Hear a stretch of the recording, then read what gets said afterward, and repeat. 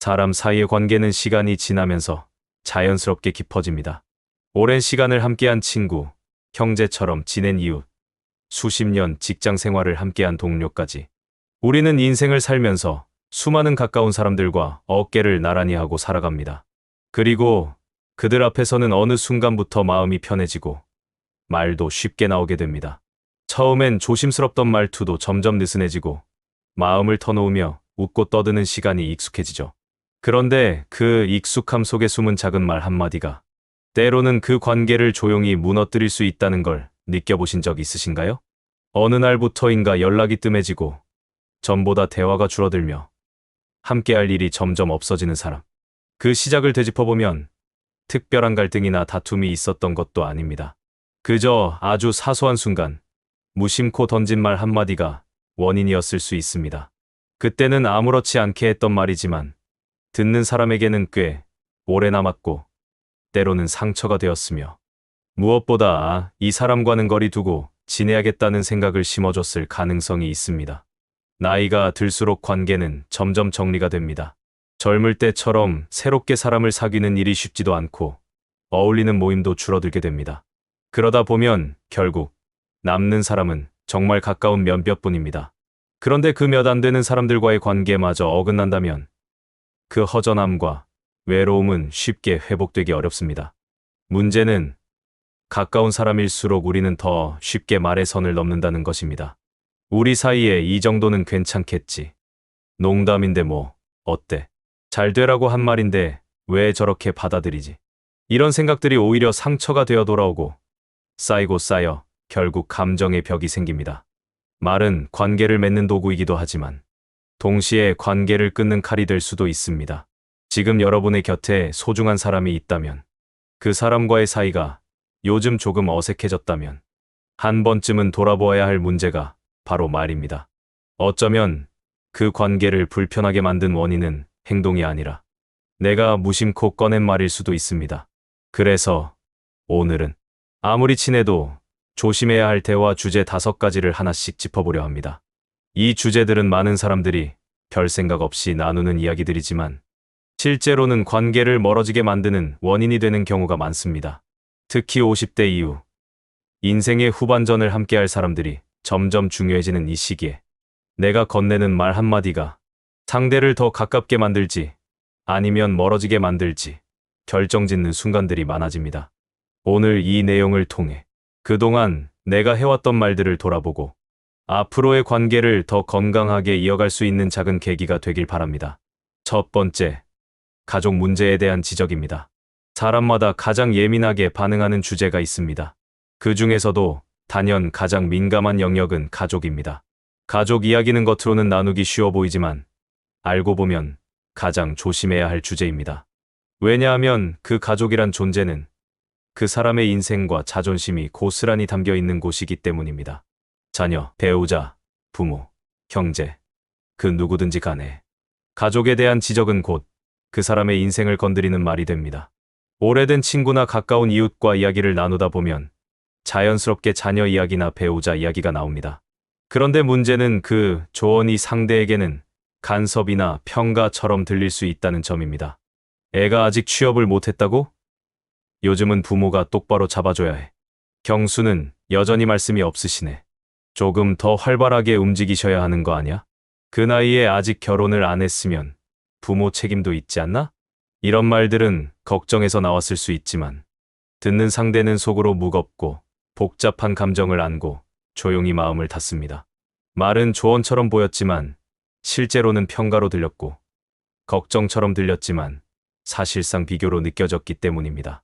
특히 자녀나 배우자에 대한 이야기는 더욱 민감합니다. 부모는 자식을 있는 그대로 사랑하지만 남의 말 한마디에는 쉽게 흔들립니다. 자신도 부족하다고 느끼는 부분을 타인이 건드리는 순간 그 말은 바로 상처로 바뀝니다. 가족 이야기는 상대가 먼저 꺼내지 않는 한 먼저 지적하거나 분석하거나 평가하는 말을 삼가는 것이 좋습니다. 어떤 이야기를 들었다 하더라도 요즘 고생 많지? 그래도 잘 버티고 있잖아. 이런 식의 공감과 위로만으로도 충분합니다. 또한 가족 이야기는 절대 비교의 대상이 되어서는 안 됩니다. 자랑은 내가 말할 땐 기분 좋지만 듣는 사람에겐 말없이 상처가 남는다는 점을 잊지 않아야 합니다. 두 번째, 돈과 재산 이야기입니다.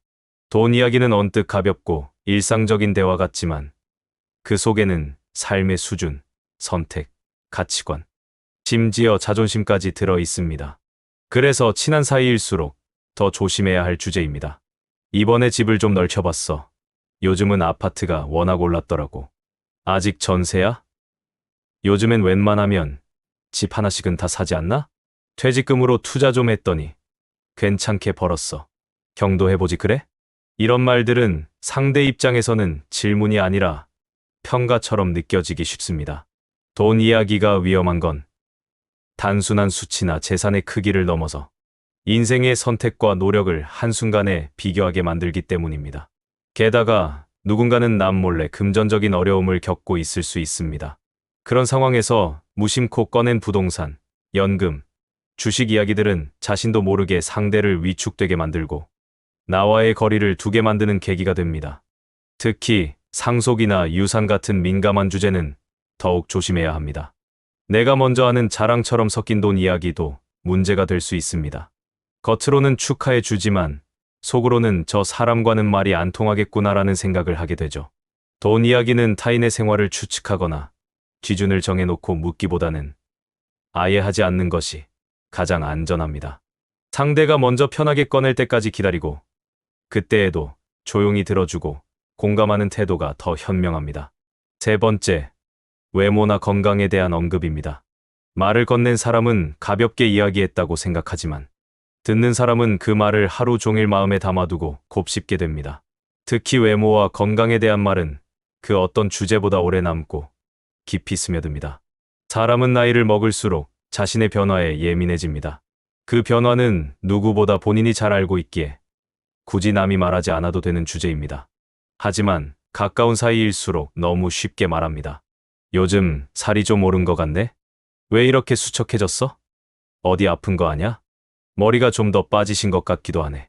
이런 말은 걱정이나 친근함으로 포장되곤 하지만 듣는 사람 입장에서는 무방비 상태에서 평가를 받는 느낌이 듭니다. 외모는 자신감, 자존감과 연결된 아주 민감한 영역입니다. 건강에 대한 말도 마찬가지입니다. 좀 움직이셔야 할 텐데 너무 가만히 계시네 같은 말은 조언처럼 들리지만 내 몸을 평가당하는 기분이 들게 합니다. 상대의 변화가 눈에 띄어도 굳이 말하지 않아도 됩니다. 정말 걱정이 된다면 요즘 잘 지내시죠? 정도의 말만으로도 충분합니다. 외모가 바뀌었다면 지적보다는 표정이 좋아 보여요 같은 따뜻한 말이 훨씬 좋습니다. 건강이 걱정될 땐 상대가 편하게 대답할 수 있는 질문으로 바꾸고 스스로 이야기를 꺼낼 수 있게 기다리는 것이 진짜 배려입니다. 네 번째, 정치와 종교 이야기입니다. 정치와 종교. 이 두 주제는 언제나 사람 사이에 절대 답이 없는 영역입니다. 개인의 신념이 강하게 반영되기 때문에 아무리 친한 사이라 해도 쉽게 의견이 갈리고 감정이 상할 수 있습니다. 이번에는 무조건 바뀌어야 해. 그래도 저 사람은 믿을 만하지 않아? 이런 말들은 곧 내 생각이 옳냐, 내 생각이 옳냐로 번지며 서로를 설득하려 들게 됩니다. 평소 좋았던 관계가 이 한 번의 논쟁으로 인해 어색해질 수 있습니다. 종교도 마찬가지입니다. 내가 평생 의지해온 믿음을 상대가 이해하지 못하거나 부정적으로 바라본다는 사실은 불편하게 다가올 수 있습니다. 내가 그 종교를 믿어서 그렇다거나 이런 일에는 신앙이 꼭 필요하다고 강조하는 순간 상대는 자신의 삶 자체를 평가받는 기분을 느낄 수 있습니다. 나이가 들수록 자신의 생각과 신념은 더 확고해집니다. 그렇기 때문에 정치와 종교 이야기에서 누가 옳고 그른지를 따지거나 상대의 생각을 바꾸려는 시도는 의미가 없습니다. 오히려 내 생각은 다르구나 하고 자연스럽게 넘어가는 편이 관계에 훨씬 도움이 됩니다. 서로의 다름을 인정하고 더 이상 깊이 파고들지 않는 것이 어른의 배려이자 소중한 관계를 지키는 지혜입니다. 마지막 다섯 번째, 지나친 비교와 자랑입니다. 우리 아들은 이번에 승진했어. 우리 손주는 영어 유치원 다녀. 요즘은 이 정도 차는 타야지. 이런 말들은 흔하게 들리지만 듣는 사람에겐 불편한 비교의 잣대가 될 수 있습니다. 사람은 누구나 남들과 비교당하고 있다는 기분이 들면 자연스럽게 마음을 닫고 거리를 두게 됩니다. 중년 이후의 삶은 각자의 선택과 환경에 따라 모습이 많이 달라집니다. 이런 시기에 누구보다 가깝던 사람에게서 끊임없이 비교당하거나 자랑을 듣게 되면 상대는 자신이 평가받고 있다는 생각에 더 이상 편하게 대화할 수 없게 됩니다. 자랑이 문제인 이유는 말하는 사람은 기분이 좋지만 듣는 사람은 점점 자기 이야기를 꺼내기 어려워지기 때문입니다. 처음엔 축하해주지만 반복되면 상대적 위축감을 느끼게 되고 만남 자체를 피하게 됩니다. 특히 자녀나 손주에 대한 비교는 상대의 자존심을 건드릴 가능성이 높습니다. 무심한 비교 또한 위험합니다. 다들 애들 결혼시켰다던데 아직이야? 같은 말은 관심처럼 보이지만 실제로는 상대의 상황을 평가하는 셈이 됩니다. 자랑하고 싶을 때는 경험 공유로 바꾸는 것이 좋습니다. 요즘 이런 걸 해봤는데 생각보다 재밌더라처럼 자연스러운 흐름 속에서는 상대가 불편함을 느끼지 않고 대화를 이어갈 수 있습니다.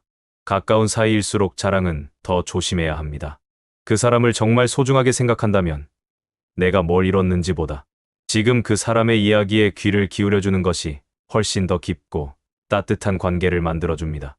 자랑은 잠깐의 기쁨이고 공감은 오래가는 관계입니다. 우리는 수많은 말을 주고받으며 살아갑니다.